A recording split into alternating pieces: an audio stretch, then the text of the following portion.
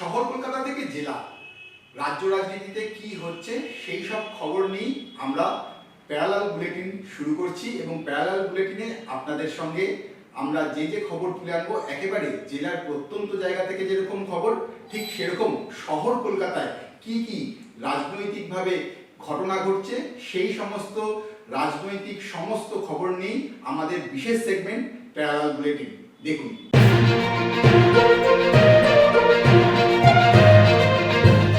নবান্নে মুখ্যমন্ত্রী মমতা বন্দ্যোপাধ্যায়ের সঙ্গে সাক্ষাৎ করলেন জম্মু কাশ্মীরের মুখ্যমন্ত্রী ওমর আবদুল্লা। পেহেলগাঁও হামলার পর সাহায্যের হাত বাড়িয়ে দিয়েছিলেন বাংলার দিদি, তাই তার কাছে কৃতজ্ঞতার শেষ নেই। ধন্যবাদ জানাতে জম্মু ও কাশ্মীর থেকে বাংলায় ওমর আবদুল্লা। মমতা বন্দ্যোপাধ্যায়কে অত্যন্ত একবার ভূস্বর্গে যাওয়ার আমন্ত্রণ জানান তিনি, পাল্টা আবার ওমর আবদুল্লাকে দুর্গাপূজায় আমন্ত্রণ করেন বাংলার মুখ্যমন্ত্রী।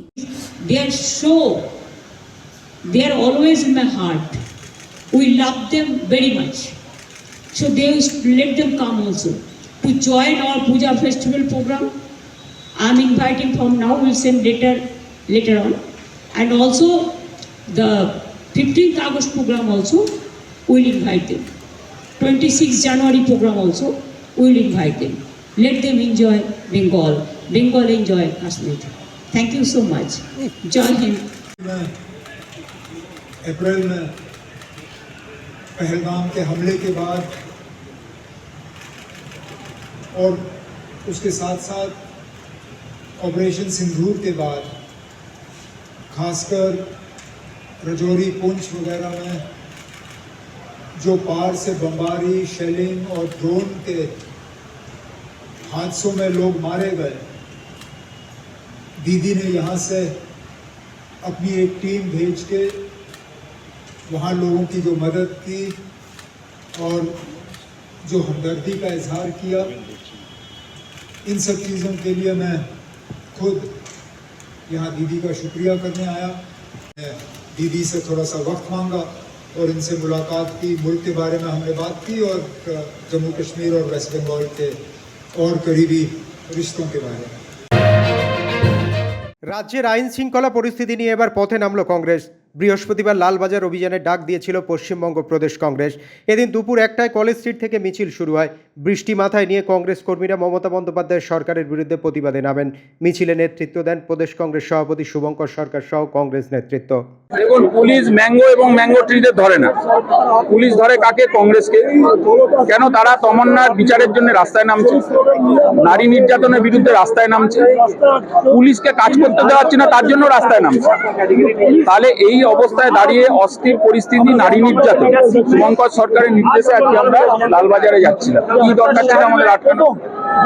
তারা অ্যারেস্ট দেখিয়েছে। এর পরের বার আমরা বলে গেছি খুব পরিষ্কার কথা, এগুলো কিন্তু আমরা শুনবো না। এর পরের দিন যদি এরকম করেন তাহলে কিন্তু আমরা খেলবো, তখন আটকাবেন। একের পর এক গণধর্ষণ, পশ্চিমবঙ্গে বোম বারুদ গণধর্ষণের আখড়া হয়ে যাচ্ছে। আমি একটা কথা বলি, আজকে শুনে নিন। আমি 8 বছর ছাত্র পরিষদের সভাপতি ছিলাম সর্ববৃহৎ ছাত্র সংগঠনে। আমি সর্বভারতীয় ছাত্র সংগঠনের সাধারণ সম্পাদক ছিলাম। একেবারে অন্যায়, যতগুলো কলেজে গভর্নিং বডি আছে ভেঙে দেওয়া দরকার। শুধু একাডেমিশিয়ান যারা শিক্ষার সঙ্গে যুক্ত, সেটা তৃণমূলের লোক হোক, আমার আপত্তি নেই, কিন্তু যারা শিক্ষা নিয়ে আলোচনা করেন, শুধু রাজনীতি করেন বলে শিক্ষা রাঙিনায় যাতে না বসানো হয়। পশ্চিম বাংলার শিক্ষা ক্ষেত্রটা জেলে, শিক্ষামন্ত্রী জেলে, তারপরেও যদি রাজ্য সরকার শিক্ষা না নেন। পানিহাটির 25 নম্বর ওয়ার্ডের অন্তর্গত এলাকায় এক যুবক যুবতীর মধ্যে অবৈধ সম্পর্কের অভিযোগ ওঠে। সেই অভিযোগকে কেন্দ্র করে সালিশি সভা বসে ওয়ার্ড অফিসে। সালিশি সভায় ডেকে যুবক এবং যুবকের দিদিকে মারধর করার পাশাপাশি হেনস্থা করা হয় বলেও অভিযোগ ওঠে কাউন্সিলর এবং তার অনুগামীদের বিরুদ্ধে। এমনকি যুবকের দিদির জামা কাপড় ছিঁড়ে দেওয়ারও অভিযোগ ওঠে তাদের বিরুদ্ধে। খবর পেয়ে ঘটনাস্থলে আসে খড়দা থানার পুলিশ। পুলিশ এসে যুবক এবং তার দিদিকে উদ্ধার করে খড়দা থানায় নিয়ে যায়। কাউন্সিলর ও তার অনুগামীদের বিরুদ্ধে খড়দা থানায় অভিযোগ করে আক্রান্ত যুবক এবং তার দিদি। মারধরের ঘটনা অস্বীকার করার পাশাপাশি অভিযোগকারীদের বিরুদ্ধে পাল্টা অভিযোগ করে কাউন্সিলর হিমাংশু দেব। তাহলে অ্যারেঞ্জ ম্যারেজ একটা জায়গায় মানে সম্বন্ধ করে এগিয়েছিলাম, কথা বলে মনে হচ্ছে আমরা পারবো না এক জায়গায়, তাকে আমি জানিয়ে দিয়েছি। হ্যাঁ। তা সত্ত্বেও এখানে মানে পার্টি অফিসে নিয়ে এসে জোর করে চাপাচাপি করে দিয়ে আপনি কোন দল করেন? আমি কোনো দলের নয়, সাধারণ কর্মী। আপনি সাধারণ কর্মী, কোনো দল করেন না? আমি আপাতত করি না, একটা সময় করতাম, এখন করে দিই। আপনি অভিযোগ আছে আপনি বিজেপি করেন? অভিযোগ না, আমি করতাম, এখন আমি নিষ্ক্রিয়। এক সময় করতাম। কি করতেন, কোন দল করতেন? ভারতীয় জনতা পার্টি এক সময় করতাম, এখন নিষ্ক্রিয়। নিজের কাজের সঙ্গে যুক্ত। তাহলে এখানে পুলিশ এলো কেন? আমি ডেকেছি আমার নিজের স্বার্থে। আমার বোন মারছে, মার খাচ্ছে, মা মার খাচ্ছে। কেন মার খাচ্ছে? মারছে জোর করে আমাকে বিয়ে করতে। যেটা অভিযোগ আপনি সহবাস করেছেন, এমন অভিযোগ পাওয়া যাচ্ছে। মেডিকেল করানো হোক, আচ্ছা, মেডিকেল করানো হোক। পুলিশ এলো কেন? পুলিশ এসে কি বলল? আমি রেখেছি। হ্যাঁ, কি জন্য বলুন? কে মেরেছে? যে দীপ্তান ঘোষ বলে একজন আছে, কেন, সে কেন? বসে আছে।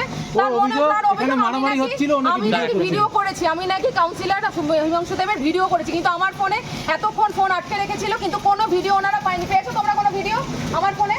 ইয়েস অর নো বলো তুমি। পেয়েছো কোনো ভিডিও? পাওনি। মিথ্যা কথা বলে আমার ফোনটা নিয়ে আমাকে অত্যাচার করেছে ওই যে ঢুকে গেছে দীপ্তান। দাঁড়ান টানাটানি করবে না, দাঁড়ান। হ্যাঁ হ্যাঁ, ঠিক আছে। হ্যাঁ। আমার তার সাথে প্রত্যেক আমার মাকে মেরেছে। আমি অসুস্থ। কি জন্য? কি জন্য? কেন জোর করে? আপনার দাদার বিরুদ্ধে অভিযোগ যে মেয়েটার সাথে সহবাস করেছে, এই অভিযোগটাই? একদম 100% মিথ্যা। কিছু করেনি।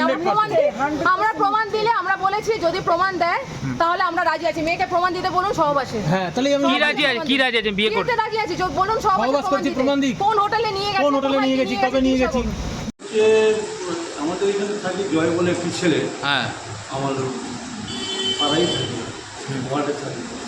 তো একটা বিয়ে ঠিক হয়েছিল বলছে রানাঘাটে একটা মেয়ের সঙ্গে। হ্যাঁ, তো মেয়ের বাড়িওয়ালা আমাকে ফোন করেছিল যে আমাদের এরকম বিয়ে ঠিক হয়ে গেছে, আংটির মাপও দেওয়া হয়ে গেছিলো, মেয়েটা শাখা করতে যাবে। দিন দিতে ছেলেটা ফোন করে রাত্রি 1টা অবধি কথা হয়েছে, আগামীকাল বিয়ে। তখন বললো যে আমি বিয়ে করতে পারবো না। কেন? আমি মেন্টালি বিয়ে করতে চাইছি না। তো বললো যে তখন মেয়েটি বললো আমাদের সব ঠিকঠাক, হঠাৎ আমাকে বিয়ে করবে না বলছি। তারপর আমি তখন সেদিন আমি পুরী চলে যাচ্ছি, আমি পুরী থেকে ফিরি, তারপর তুমি আসো, আমি ছেলেটিকে ডাকবো, দেখে জিজ্ঞাসা করবো কী হবে না হবে। তারপরেই আজকে সকালবেলা মেয়েটি এসছে একটা বান্ধবীকে নিয়ে এসে বললো যে তখন আমি ওদের ডাকলাম ছেলেটিকে। তার আগে ছেলেটি 3বার বিয়ে হয়েছে। আচ্ছা, এই ছেলেটারই? ছেলেটি 3বার বিয়ে করেছে তার আগে। আচ্ছা, সবই বউ আমাদের কাছে অফিসে এসে ওর বিরুদ্ধে, ওর ফ্যামিলির বিরুদ্ধে, ওর বোন মায়ের বিরুদ্ধে অসংখ্য এলিগেশন, যেগুলি আমি ভাষায় বলতে পারবো না। হ্যাঁ, আজকেও ডাকলাম, ডেকে বললাম যে কী হয়েছে তোমাদের দুজনের মধ্যে, মেয়েটা ছেলেটা একসঙ্গে বসে কথা বললাম যে তোমরা দেখো নিজের আলোচনা করে মিটিয়ে নাও। হ্যাঁ, ছেলেটা কিছুতেই বিয়ে করতে চাইছে না, মেয়েটাও বলছে না আমাকে বিয়ে করতে হবে। মেয়েটি শিক্ষিত মেয়ে, MA BEd। আমি বললাম তাহলে পুলিশকে জানাই, শেষ পর্যন্ত পুলিশের হাতে তুলে দিলাম। মানে ছেলেটি কোনো সহবাসের সঙ্গে লিপ্ত হয়েছিল মহিলার সাথে, এরকম কোনো ঘটনা? সেটা হচ্ছে মেয়েটা শিয়ালদা টু হাসনাবাদ শাখার অন্যতম ব্যস্ত এবং জনবহুল স্টেশন এই Champapukur station. Champapukur main road থেকে স্টেশন পর্যন্ত রেল দপ্তরের রাস্তাটি প্রায় 1 কিলোমিটারের কাছাকাছি। এই স্টেশন থেকে ট্রেনে যাতায়াত করে সুদূর বাদুড়িয়া ব্লক, খোলাপোতা, ভেবিয়া, চাঁপাপুকুর সহ পার্শ্ববর্তী বিভিন্ন এলাকার হাজার হাজার মানুষ, সরকারি বেসরকারি কর্মচারী থেকে স্কুলের শিক্ষক শিক্ষিকা ও ছাত্রছাত্রী প্রতিনিয়ত এই রাস্তা দিয়ে গিয়ে ট্রেন ধরে এবং ট্রেন থেকে নেমে তারা বাড়ি ফেরে। এই রাস্তা দীর্ঘ 4 বছর ধরে এতটাই বেহাল অবস্থা যে বর্ষার জল জমে নদীতে পরিণত হয়েছে। কোথাও হাঁটু সমান জল, আবার কোথাও বা কোমর সমান জল। অটো বা টোটো গাড়িতে করে গেলেও এই গাড়ির ভেতর পর্যন্ত জল ঢুকে যায়। আর এই জল শুধু রেল দপ্তরের এই রাস্তা নয়, পার্শ্ববর্তী গ্রামগুলোতেও জল আটকে আছে বাড়ির ভিতরে এবং গ্রামের ভিতরে। এলাকার মানুষ এবং যাত্রীরা বহুবার রেল দপ্তরকে এই রাস্তা এবং রাস্তাসহ একটি ড্রেন তৈরি করার জন্য আবেদন করেছে, কিন্তু এখনও পর্যন্ত কোনো রকম হেলদোল নেই রেল দপ্তরের। রেলযাত্রী সহ এলাকার মানুষের দাবি এই রাস্তাটি রেল দপ্তর অতি শীঘ্রই পুনর্নির্মাণ করুক এবং উঁচু করুক, সাথে পারলে একটি ড্রেন করুক। এমনকি স্থানীয় চাঁপাপুকুর পঞ্চায়েতের তরফ থেকেও রেল দপ্তরকে এই বিষয়ে আবেদন করা হয়েছে, কিন্তু তারপরেও উদাসীন রেল দপ্তর। আর যে কারণে প্রতিনিয়ত চরম ভোগান্তিতে নিত্যযাত্রীরা। যাত্রীদের পরিধান এবং সঙ্গে থাকা ব্যাগ কাগজপত্র প্রতিনিয়ত ভিজে নষ্ট হচ্ছে। আমাদের স্টেশন রোড, এখানে অন্তত নিত্যযাত্রী মানে কয়েক হাজার। আর এই স্টেশন রোড আমরা বিগত 3 বছর ধরে এই বেহাল অবস্থা দেখছি, বিশেষত বর্ষাকালে পাশের যে ধান ক্ষেত, সেই মাঠের জল অন্তত কোমর সমান আসবে। আপনি যদি একটু এগিয়ে যান, আমার বাইকটা তখন ইঞ্জিনটা পর্যন্ত জলের নিচে ছিল। আমরা স্টেশন মাস্টারকে বললাম যে আপনার কি এইসব চোখে পড়ে না? তো উনি আমাকে এই গত পরশু দিনের ঘটনা, উনি আমাকে বললেন যে নতুন ডিআরএম এসছে, এই রাস্তাটা স্যাংশন হয়ে গেছে, এখনও নাকি টেন্ডার বাকি আছে। তো জানি না কি বাকি আছে, জানি না কবে হবে। আর এর অবস্থা খুব বাজে। আপনি এর আগে যদি একটু আগে যদি যান, আপনাকে সাঁতার কাটতে হবে। আমি তাই এই বাইক চালাচ্ছি আর আস্তে আস্তে ভাবছি যে এখন বোধহয় আর এক সপ্তাহ এখান থেকে যাওয়া যাবে না। এতটাই বাজে অবস্থা? এতটাই বাজে, আপনি নিজে হেঁটে যেতে পারবেন না। আপনি একটু সামনে গেলেই দেখতে পারবেন কোমর সমান জল। আমরা চাইছি ইমিডিয়েট বেসিস ঠিক হোক। আমাদের এখানে অবস্থা বলতে আমরা এই একদিনের বৃষ্টিতে যা দেখতে পাচ্ছেন, প্রচণ্ড ভয়াবহ অবস্থা। এখানে হাজার হাজার মানুষ চাঁপাপুকুর স্টেশন থেকে যাওয়া আসা করে। এখানে আছে বিএড কলেজ আছে, এখানে আছে একটা হসপিটাল, নিয়ারেস্ট হসপিটাল আছে, স্কুল। এখানে বাচ্চারা যেতে গেলে নিত্যুর পড়ে যাচ্ছে, জামা কাপড় ভিজে যাচ্ছে, ওদের স্কুলে পাঠাতে মানে অভিভাবকরা ভয় পাচ্ছে। এবং আমরা মানে অনেকবার ডিআরএমকে, স্টেশন মাস্টারকে চিঠি দিয়েছি, অ্যাপ্লিকেশন করেছি, তা সত্ত্বেও কোনো কাজ হচ্ছে না, শুধু প্রশ্বাস দিয়ে যাচ্ছে হবে। এটা আমাদের চাঁপাপুকুর হচ্ছে রেলের রাস্তা। আমাদের এদিক থেকে আসতে হয়, বৃষ্টির সময় আমাদের খুব কষ্ট করে আসতে হয়। দেখছেন মানুষরা এই রাস্তা দিয়ে বাইক নিয়ে হেঁটে আসার মতোই নেই, নাহলে আমাদের রিক্স নিয়ে পার্টি দিয়ে হেঁটে আসতে হয়। এখান থেকে রাস্তা অনেকটা লং, আসতে খুব কষ্ট, ঠিকও হয় না। একদমই নেওয়া হয়েছে। এখান থেকে প্রত্যেক দিন হাজার হাজার মানুষ যাতায়াত করে। তাদের একটা প্রথম থেকে অবজেকশন যে রাস্তা একদম বেহাল অবস্থা, আর এখন যেহেতু বৃষ্টি হচ্ছে তার জন্য খুবই খারাপ অবস্থা। আমরা ডিআরএমকে জানিয়েছি, কিন্তু কোনো রকম এখনও আমরা পাচ্ছি না। গোসাইহাট কালী মন্দিরে আজ পুজো দিতে গিয়েছিলেন বিজেপির শীতলকুচির বিধায়ক বরেনচন্দ্র বর্মন। তৃণমূলের লোকেরা তাদের কোনো এক কর্মসূচির উদ্দেশ্যে যাচ্ছিলেন সেই গোসাইহাট দিয়ে। তারাই বিধায়ককে দেখে বিক্ষোভ দেখাতে শুরু করেন, দাবি করেন 100 দিনের টাকা। পরিস্থিতি উত্তপ্ত হয়ে ওঠে। এলাকায় বিধায়কের সাথে থাকা কেন্দ্রীয় বাহিনীর জওয়ানরা কোনো মতে বিধায়ককে রক্ষা করেন। বিধায়ক জানান, গুরু পূর্ণিমার দিন পুজো দিতে গিয়ে তৃণমূলের আক্রমণের মুখে পড়েছেন তিনি। পুলিশ দেখেও না দেখার ভান করেছে। এটাই আজকের পশ্চিমবঙ্গ। অন্যদিকে তৃণমূলের নেতাদের বক্তব্য, সারা বছর বিধায়ককে দেখা যায়নি, আজ তাকে দেখে মানুষ বিক্ষোভ দেখিয়েছে। শীতলকুচি বিধানসভার বিধায়ক, বিজেপি বিধায়ক বরেনচন্দ্র বর্মন, সামনে বিধানসভা ভোট বলে তিনি বিভিন্ন এলাকায় যাচ্ছেন, মন্দিরে পুজো দিচ্ছেন। পুজো দেওয়াতে আমাদের আপত্তি নেই, কিন্তু একজন জনপ্রতিনিধির যে কাজ, সেই কাজ তিনি গত 4 বছর ধরে একটিও করেননি। মানুষ বিধায়কের দেখা পায়নি এলাকায় উন্নয়নমূলক কাজে তিনি কোনো অংশগ্রহণ করেননি। এমনকি সাধারণ ছাত্রছাত্রীদের স্কলারশিপ ফর্মে সই পর্যন্ত করার জন্য তাকে পাওয়া যায় না। স্বাভাবিকভাবে মানুষ তার উপর ক্ষুব্ধ, বীতশ্রদ্ধ হয়েছে। তাই আজকে এলাকায় যখন তিনি একটি মন্দিরে পুজো দিতে গিয়েছেন, স্বাভাবিকভাবে মানুষ তাকে প্রশ্ন করেছেন যে আপনি পুজো দিন, কিন্তু এতদিন আপনি কোথায় ছিলেন? আজকে যা পরিস্থিতি, আজকে আপনারা সকলে জানেন যে আজকে আমাদের গুরু পূজন। গুরু হচ্ছে হিন্দু শাস্ত্রের সবচাইতে শ্রদ্ধেয় ব্যক্তি। আজকে আমরা গুরুকে পুজো করবার জন্যে, শ্রদ্ধা জানাবার জন্যে, ভক্তি জানাবার জন্যে আমি গোসাইরহাট বাজারে যে কালী মন্দির আছে সেখানে পুজো দিতে গিয়েছিলাম, গুরুকে স্মরণ করতে গিয়েছিলাম। তারপরে গোসাইরহাট বাজারে যে কালী মন্দির, সেখানে মন্দির প্রাঙ্গণে প্রবেশ করার সাথে সাথে দেখলাম সমস্ত তৃণমূলের লোকজন তারা হইচই শুরু করলো। অকথ্য ভাষায় গালিগালাজ, যে ভাষা মুখে নিয়ে আসা যায় না, ভদ্রলোকরা বলতে পারে না, সেই ভাষায় গালিগালাজ। আমি পুজো দিতে বসছি, ভগবানের কাছে আরাধনা করছি, গুরুকে স্মরণ করছি, শ্রদ্ধা জানাচ্ছি, সেই মন্দির প্রাঙ্গণ থেকে গালিগালাজ। মহিলারা যারা মাতৃজাতি, তাদের আমি আরাধনা করতে গেছিলাম, তাদেরকে স্মরণ করতে গেছিলাম। মাতৃজাতির মধ্যে শক্তি নিহিত থাকে, তাদেরকে স্মরণ করতে গেছিলাম। কিন্তু সেখানে কয়েকজন মহিলা যেভাবে অকথ্য ভাষায় গালিগালাজ করেছে, হুমকি দিয়েছে যে তুমি বেরিয়ে আসো, তোমাকে পুজো করতে দেব না, তুমি ভণ্ড হিন্দু। আজকে তৃণমূলের বন্ধুরা আমাকে ভণ্ড হিন্দু বলবে, আর আমি তার কথায় পাগল হয়ে যাব? আজকে হিন্দু হিসাবে আমি সেখানে পুজো দিতে গিয়েছিলাম, গুরুকে স্মরণ করতে গিয়েছিলাম।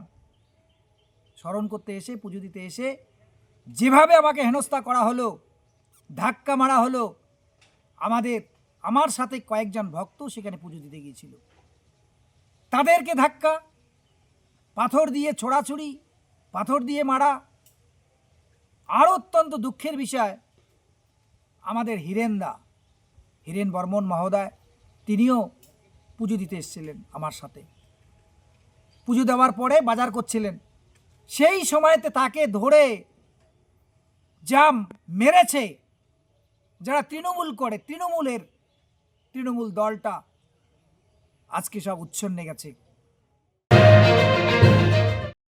মুর্শিদাবাদের বহরমপুরে সাংবাদিকদের মুখোমুখি হয়ে সিপিআইএম এর রাজ্য সম্পাদক মোহাম্মদ সেলিম বংশীহারিতে সিপিআইএম কর্মীকে চড় মারার প্রসঙ্গে বলেন, যেখানে ধর্ষণ হয়েছে সেখানে পুলিশ কী করে?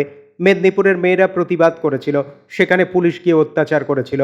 পুলিশ তৃণমূলের উর্দি পড়া শয়তান, সব পুলিশ নয়। বংশীহারিতে যে চড় মেরেছে তাকে হাই করে তুলব। এসপির কাছে মিছিল করে গেছিল ওই আইসিকে ক্লোজ করার জন্য। এসএফআইয়ের ওই জেলা নেতৃত্বকে এর আগে লালবাজারে বারবার ডেকেছিল, কিচ্ছু করতে পারেনি। পরে উল্টে সব নোটিশ প্রত্যাহার করতে হয়েছিল। পুলিশকে বলেছিল ঝান্ডা খুলতে, পুলিশকে বলেছিল 80 বছরের মহিলাকে ধাক্কা দিতে। ধর্ষণ হওয়ার সময় পুলিশকে দেখা যায় না। শিক্ষা প্রতিষ্ঠানে লুটপাট তোলাবাজি চলছে, সেখানে পুলিশ কী করে? উত্তরবঙ্গে তৃণমূলের পঞ্চায়েত সমিতির নেতা এবং বিজেপি নেত্রী রাস্তার মধ্যে মধ্যরাতে মত্ত অবস্থায় রয়েছে, তখন পুলিশ কী করে? এদিকে বাম আন্দোলনকারীদের উপর পুলিশ লাঠিচার্জ করছে। সব জেলাগুলোতে একভাবে যাওয়া হচ্ছে। গতকাল গোটা দেশব্যাপী শ্রমিক, কৃষক, কর্মচারী, সব অংশের মানুষ, খেটে খাওয়া মানুষ লুটেরাদের বিরুদ্ধে, লুটের নীতির বিরুদ্ধে, কেন্দ্রীয় সরকারের যে মানুষ মারার, শ্রমিক মারার, কৃষক মারার যে সমস্ত অপদার্থ নীতি আছে তার বিরুদ্ধে নিজের হকের জন্য, কাজের দাবিতে, মজুরির দাবিতে, কাজের ঘন্টা না বাড়ানো, যে লেবার কোড যেটা হচ্ছে নতুন, যেখানে কাজের ঘন্টা বাড়াচ্ছে তার বিরুদ্ধে, সমান কাজে সমান মজুরির দাবিতে, ফসলের ন্যায্য দামের দাবিতে তারা আন্দোলন সংগ্রাম করেছে। কেন্দ্রীয় সরকারের বিরুদ্ধে ধর্মঘট। আমাদের দেখলাম পুলিশ তৃণমূলের গুন্ডা নিয়ে তারা ধর্মঘটীদের উপরে, প্রতিবাদীদের উপরে নেমে পড়লেন। কারণ দিল্লিতে আর নাগপুরে মমতা ব্যানার্জিকে, তৃণমূল কংগ্রেসকে আরএসএসের কাছে, মোদী অমিত শাহের কাছে ভালো প্রমাণ করতে হবে নিজেকে। এর আগে কখনো, এবং আর গোটা দেশব্যাপী হয়েছে, গোটা দেশের কোনো রাজ্য সরকার এইভাবে নগ্ন ভূমিকা পালন করেনি, বিশেষত পুলিশকে দিয়ে ধর্মঘট ভাঙা এবং মিছিল, মিটিং, জমায়েত তার বিরুদ্ধে। গণতন্ত্রকে শেষ করে দেওয়া হচ্ছে রাজ্যে। এবং এটার সঙ্গে সঙ্গে আপনারা বুঝলেন যে বিজেপি তৃণমূল মিলে কীভাবে ভাগ করছে মানুষকে। একদিকে মুখে শোনাচ্ছে একসঙ্গে চলো, একসঙ্গে করো, মুসলমানদের অবস্থা, এক বহু মুখে এরা বহু কথা বলছে, কিন্তু আসলে বিভাজনের রাজনীতি করছে। মুর্শিদাবাদ তার প্রমাণ। আজ পর্যন্ত ধুলিয়ানে যে দাঙ্গা হাঙ্গামা হলো, যে লুটতরাজ হলো, তাতে যাদেরকে শাস্তি দেওয়ার কথা, যে অপরাধীদের ধরার কথা, সেটাতে গাফিলতি যেমন আছে। ওই দাঙ্গা হাঙ্গামার সময় পুলিশের নিষ্ক্রিয়তা যেরকম ছিল, সেটাকে নিয়ে বিজেপি যেভাবে আরও বেশি বিষ ছড়ানোর চেষ্টা করেছে, পুলিশকে বিষাক্ত করেছে, আর উল্টো দিকে সাধারণ নিরীহ মানুষকে ধরপাকড় করা হচ্ছে। আমরা বলছি অপরাধীদের ধরো, জুডিশিয়াল এনকোয়ারি করো, যা কেন হয়েছিল সেটা জানার চেষ্টা করো, যাতে ভবিষ্যতে এরকম ঘটনা না হয়। এর মধ্যে কোনো পথেই তৃণমূলের সরকার হাঁটছে না। দাঙ্গার সময় মানুষ চিৎকার করছিল, আগুন যখন জ্বলছিল, যখন খুন হচ্ছিল, তখন পুলিশের দেখা নেই। আর কালকে দেখা গেল পুলিশ ওভারটাইম করতে আরম্ভ করে দিয়েছে। তাহলে লাল ঝান্ডার বিরুদ্ধে, খেটে খাওয়া মানুষের বিরুদ্ধে, গণতন্ত্রের বিরুদ্ধে, সংগ্রামের বিরুদ্ধে পুলিশ তৎপর। দাঙ্গাবাজ এবং দাঙ্গার বিরুদ্ধে পুলিশ নিষ্ক্রিয় হয়ে যাচ্ছে। মমতা পুলিশ মন্ত্রীর রেকর্ড। একই সঙ্গে দেখবেন এখানে কাজ নেই, যে কাজের দাবিতে লড়াই অন্যান্য রাজ্যে কাজ করতে যাচ্ছে। মুর্শিদাবাদ জেলা একটা অন্যতম জেলা, যেখানে তারপরে দিনাজপুর, মালদা, দক্ষিণের জেলাগুলো, উত্তরবঙ্গের জেলাগুলো, তাদেরকে ভাষার নামে, ধর্মের নামে তাদের উপর জুলুম হচ্ছে। মিথ্যা অপবাদ দিয়ে, বাংলাদেশি সাজিয়ে আমাদের জেলার, আমাদের রাজ্যের মানুষকে সমস্ত ডকুমেন্ট দেখানো সত্ত্বেও তাদেরকে কোথাও ডিটেনশন ক্যাম্প করে আটকে রাখছে উড়িষ্যার মতো জায়গায়। আর আহমেদাবাদ থেকে উড়িষ্যা পর্যন্ত, মহারাষ্ট্র, দিল্লি থেকে লোকজনকে পাঠিয়ে দিচ্ছে, বাংলাদেশের মধ্যে পুশ করে দিচ্ছে। এই ধরনের ঘটনা হলে সাধারণত আমাদের দিল্লিতে যে রেসিডেন্ট কমিশন আছে সে তৎপর হয় গোটা দেশের এই সমস্ত তথ্যগুলোকে এক জায়গায় নিয়ে হোম মিনিস্ট্রির সঙ্গে সেটা নিয়ে তাকে করতে হয়। তাছাড়া সাংসদ যারা থাকেন তাদের একটা ভূমিকা থাকে, যেখানে ঘটনা ঘটছে সেখানে তাদেরকে পৌঁছতে হয়। আগে অতীতে যতবার হয়েছে বামফ্রন্টের আমলে, বামপন্থী সাংসদ ছিল, তখন আমরা নিজেরা গেছি মহারাষ্ট্রে, হরিয়ানায়, কর্ণাটকায়, রাজস্থানে। কিন্তু এখন দেখা যাবে কোনো সাংসদের কোনো দেখা নেই যখন মানুষ আক্রান্ত। উল্টে একটা প্রদেশের সঙ্গে একটা প্রদেশের মানুষের বিরোধ চাগানোর চেষ্টা করছে বিজেপি, তৃণমূল, যেমন ওড়িয়া বাঙালি বলে বিরোধটা তৈরি করার চেষ্টা করছে। আর কেন্দ্র সরকারের দায়িত্ব, সংবিধানের তালিকা আছে রাজ্য সরকার, কেন্দ্র সরকার এবং যৌথ তালিকা। তাতে কেন্দ্র সরকারের নির্দিষ্টভাবে বলা আছে ইউনিয়ন টেরিটরি লিস্টে যে দেশের আভ্যন্তরীণ যারা পরিযায়ী হবে, এক রাজ্য থেকে অন্য রাজ্যে যাবে, সেখানে কেন্দ্রীয় সরকারের দায়িত্ব হচ্ছে তাদের নিরাপত্তা। শামশেরগঞ্জের ঘটনায় হরগোবিন্দ দাস আর ছেলের খুনের ঘটনায় ৫৬ দিনের মাথায় পুলিশ চার্জশিট দেয় এবং ৫৬ দিনের মাঝে এবং সেখানে হচ্ছে যে আপনার একবারে ৫৩ জন সাক্ষ্য গ্রহণ শুরু হয়ে গেছে, স্পিড ট্রায়াল শুরু হয়ে গেছে। হরগোবিন্দ দাসের পরিবারের এই যে ১৩ জনের নামে যে চার্জশিট দেওয়া হলো, আপনারা কি মনে করছেন এই ১৩ জন হরগোবিন্দ দাসের পরিবারের নয়, তাদের এফআইআর এর ভিত্তিতে? হ্যাঁ, হরগোবিন্দ দাসের স্ত্রী পারুল দাসের এফআইআর এর ভিত্তিতে ১৩ জনের নামে পুলিশ চার্জশিট দেয়। আপনারা কি মনে করছেন এই ১৩ জনই যুক্ত ছিল না আরো কিছু যুক্ত ছিল? তদন্ত করে জানা যাবে। আমি কি বিজেপি না তৃণমূল নেতা এখান থেকে নাক বাড়ি বলে দেবো? আমি ওখানে গেছি, সবার আগে আমি গিয়েছি ওখানে আমি বলেছি পরিবারের লোকজন ওখানে যেহেতু ছিল, পাড়ার লোকজন ওখানে ছিল, তারা সাক্ষী সাবুত দিলে তারা শনাক্ত করতে পারে, কিন্তু পুলিশকে রুজু করতে হবে মামলা। কিন্তু তার জন্য আমি বলেছিলাম পুলিশের উপর ভরসা নেই, এই রাজ্যের পুলিশের উপর ভরসা নেই, কেন্দ্রের পুলিশের ভরসা নেই, তা নাহলে অভয় বিচার পেত। এই জন্য বিচার বিভাগে তদন্ত করেছে। মমতার পুলিশ হোক আর মোদির পুলিশ হোক, একটা অপরাধীকে শাস্তি দিয়েছে? তাদের চিটফান্ডের অভিযোগে জেলে থাকতো বিজেপি আর তৃণমূলের নেতারা। সুতরাং আমরা বলেছিলাম বিচার বিভাগে তদন্ত করতে হবে। এই যে ১৩ জনের নামে হয়েছে এবং পরিবারও সাক্ষ্য দিচ্ছে, পরিবারও তো এই পুলিশি তদন্তে অবশ্যই সহযোগিতা করবে। সেই সময় আপনারা বলে এসেছিলেন যে পরিবারের যে বাচ্চাগুলোর পড়াশোনার দায়িত্ব নেবেন, আর্থিক দেবেন, কিন্তু তারা তো এখন পর্যন্ত কিছু পায়নি। তোমরা জানো আমরা ওই পরিবারকে বলিনি আর্থিক দেব, কিন্তু তার অসহায় শিশুদেরকে বলেছিলাম আমাদের শিক্ষক সংগঠন, এবং তারা জানিয়েও দিয়েছিল যে তাদের শিক্ষার দায়িত্ব আমরা নেব, ওই ২ বাচ্চা যারা পড়াশোনা করে, এবং এখনও সেটা স্ট্যান্ড করছে। শিক্ষার দায়িত্ব তারা যতদিন পড়াশোনা করবে তার দায়িত্ব আমাদের। আর তারপর তো তোমরা বললে, তোমরাই তো দেখলাম যে কোটি কোটি টাকা না লক্ষ লক্ষ টাকা বিলি করছে শুভেন্দু, সেখানে আমরা কয়েক হাজার টাকা কয়েক লাখ টাকা তুলে কি করবো? সুতরাং এটা টাকা দিয়ে এটা না, তারা তো এখন বলবে তামান্না খুন হয়েছে, তামান্না বাড়ি থেকে আপনি টাকা দিচ্ছেন না কেন? বিজেপি আর তৃণমূল তারা এই চেক নিয়ে করে। যেমন ওই একজন এমএলএ গিয়েছিল তামান্নার মায়ের কাছে, এটা তুমি ভুলে ফেলছো দুটো পার্টির সঙ্গে, বিজেপি আর সিপিএম আর তৃণমূলের মধ্যে। শিক্ষার দায়িত্ব আমরা নিয়েছি। এখানকার প্রাথমিক শিক্ষক সংগঠন, এখানকার সেকেন্ডারি শিক্ষক সংগঠন, তারা ওখানে যোগাযোগ করেছেন, তাদেরকে বলেছেন। এবার সে পরিবার ঠিক করবে কোথায় পড়বে না পড়বে, এখনই যেখানে পড়ছে সেখানে পড়াশোনা চালিয়ে যাবে কিনা, সেটা সে সবসময় তার মায়ের ব্যাপার, সন্তানের ব্যাপারে তার মা ঠিক করবে যে কোনটা ভালো হবে।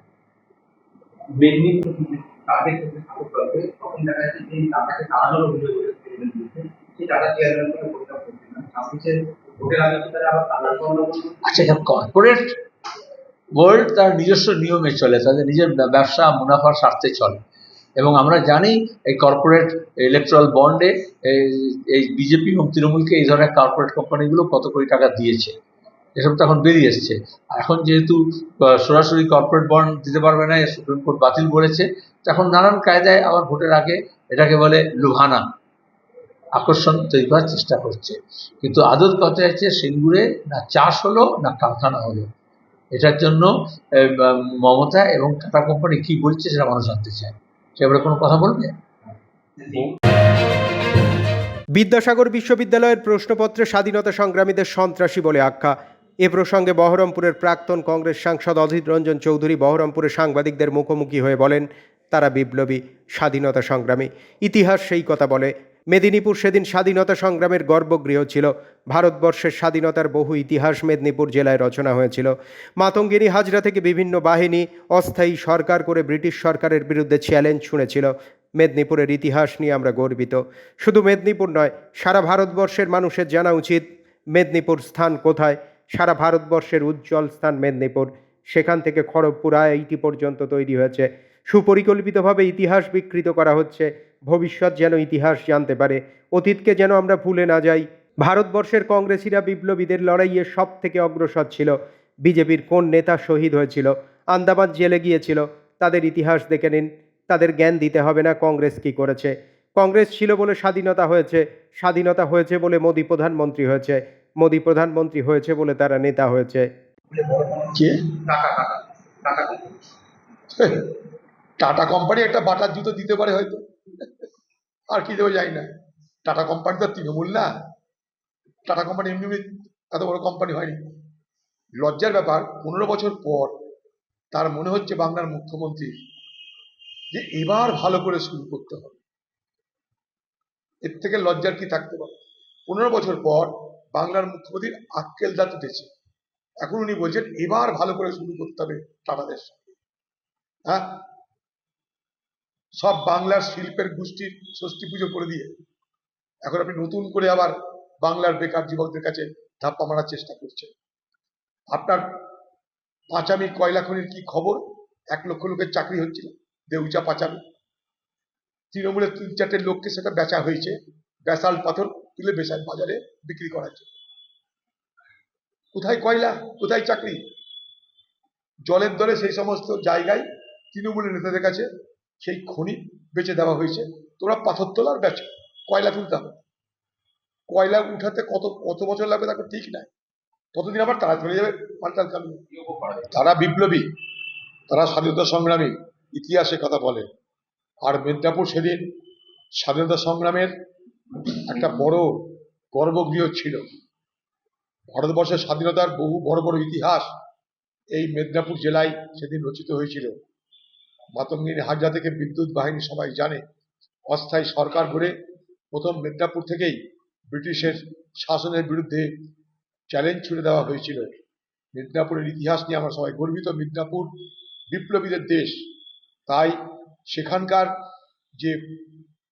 শুধু নয়, সারা বাংলার এবং সারা ভারতবর্ষের মানুষের জানা উচিত যে মেদিনীপুরের আসল ইতিহাস কি। স্বাধীনতার ইতিহাসে উজ্জ্বল স্থান মেদিনীপুরের। সেখানকার হিজলি জেলের কথা আমরা সবাই জানি, যে হিজলি জেল থেকে খড়গপুর আইআইটি পর্যন্ত রূপান্তরিত হয়েছে। স্বাভাবিকভাবেই আজকের ভবিষ্যৎ প্রজন্মকে বিকৃত ইতিহাস শেখানোর চেষ্টা করা হচ্ছে সুপরিকল্পিতভাবে, যাতে ভারতবর্ষের ভবিষ্যৎ প্রজন্ম ভারতবর্ষের প্রকৃত অতীতটা জানতে পারে। অতীতটা জানলে বর্তমান অবস্থাকে বোঝা যায় না, বর্তমান না জানলে ভবিষ্যৎকে কোনো পরিকল্পনা গ্রহণ করা যায় না। তাই বর্তমান থাক আমাদের, ভবিষ্যৎ হোক আমাদের, কিন্তু অতীতকে আমরা ভুলে যেতে দেব না। হ্যাঁ,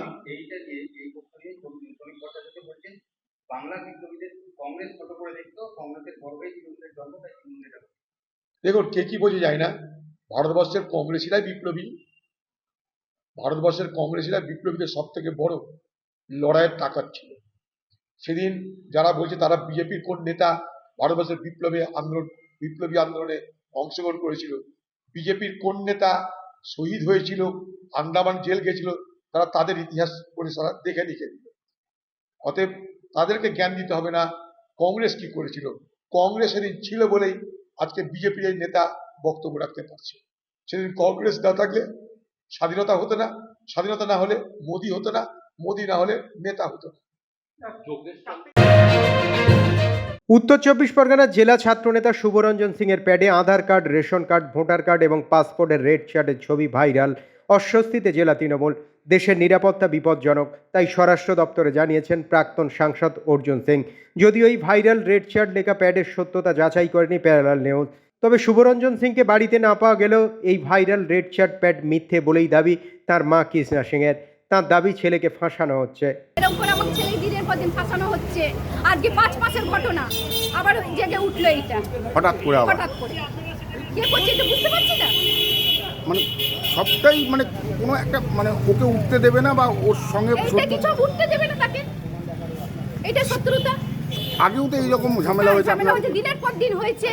বিজেপি আমার 19 সালে ঘর ভাঙচুর করেছে, হ্যাঁ, বোম করেছে, গুলি করেছে, হ্যাঁ। আমার ছেলের ফিরা রোডে গাড়ি ভেঙেছে, পরপর ওর নামে ওর নামে এরকম দিনের পর দিন করে আছে। সব কিছু ফলস, ওই যে কি ব্যাটটাই ফলস, গণপতি এন্টারপ্রাইজ যেটা ওইটা ফলস। এন্টারপ্রাইজ বলে কিছু নেই না, রেল কোয়ার্টারের ঠিকানাই আছে, রেল কোয়ার্টারে কোনোদিন ট্রেড লাইসেন্স হয় না দাদা। আপনারা রেল কোয়ার্টারে থাকতেন না? হ্যাঁ, আগে থাকতাম। রেল কোয়ার্টার নিয়ে কোনো ট্রেড লাইসেন্স হয় না। তবে এই ভাইরাল রেড চার্ট নিয়ে সরব প্রাক্তন সাংসদ অর্জুন সিং। তিনি বলেন, এইভাবে পাকিস্তানি এবং বাংলাদেশিদের ভোটার কার্ড বানিয়ে দিয়ে মোটা টাকা লুটছে, দেশের পক্ষে বিপজ্জনক। স্বরাষ্ট্রমন্ত্রীকে জানিয়েছে। এছাড়াও কেন্দ্রীয় এজেন্সিকে আরও সক্রিয় হতে হবে বলে জানালেন প্রাক্তন সাংসদ অর্জুন সিং। ও তো নতুন কিছু নয়, আপনারা ভালো করে জানেন। একবার আমাদের দেশের প্রধানমন্ত্রী বলেছিলেন কি রেড চার্ট ফিক্সড আছে পশ্চিমবাংলা তৃণমূল কংগ্রেসের অফিসিয়ালি, এই চাকরির জন্যে, ওই চাকরির জন্যে, ওই স্কুলের চাকরির জন্যে, এই পুলিশ ইন্সপেক্টর জন্যে, এই পুলিশ ট্রান্সফারের জন্যে, এই সব কিছু ফিক্স আছে এখানে অফিসিয়ালি। এখান থেকে তারপরে সেখান থেকে 75% চলে যায় দিদিমণি কাছে, ভাইপো কাছে, তারপরে 25% মধ্যে ভাগ হয়।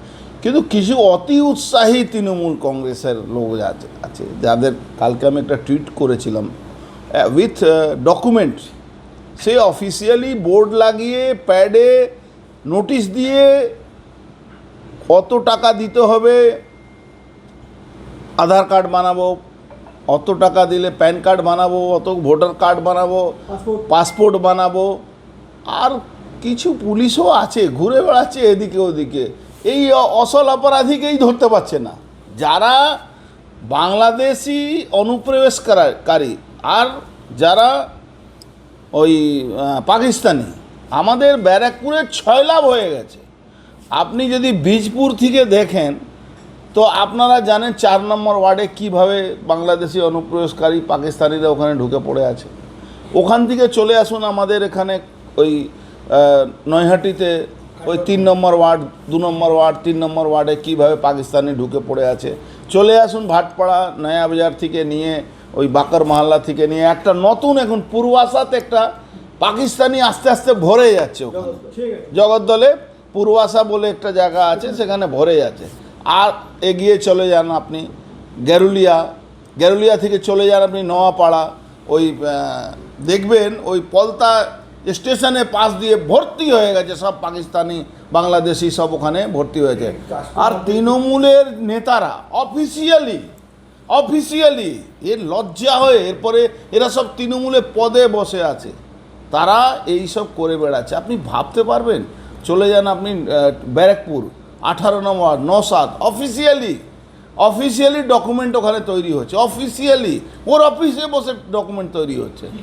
আমাদের পাসপোর্ট বানানো, আধার কার্ড বানানো, ভোটার কার্ড বানানো, বার্থ সার্টিফিকেট।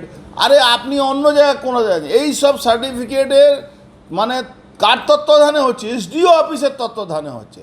দুয়ারে সরকারের নামে এসডিও অফিস একটা ঘুঘুর বাসা বানিয়ে রেখে দিয়েছে, ওখান থেকে সব এই তথ্যগুলো বানিয়ে পাঠানো দেওয়া হচ্ছে। সবথেকে ডেঞ্জারাস ব্যাপার কে ব্যারাকপুর নামটা পড়লো কি করে? ব্যারাকপুর একটা ক্যান্টনমেন্ট জোন। আপনি যদি কাঁচরাপাড়া থেকে নিয়ে আসুন ব্যারাকপুর অবধি পুরোটা ক্যান্টনমেন্ট জোন।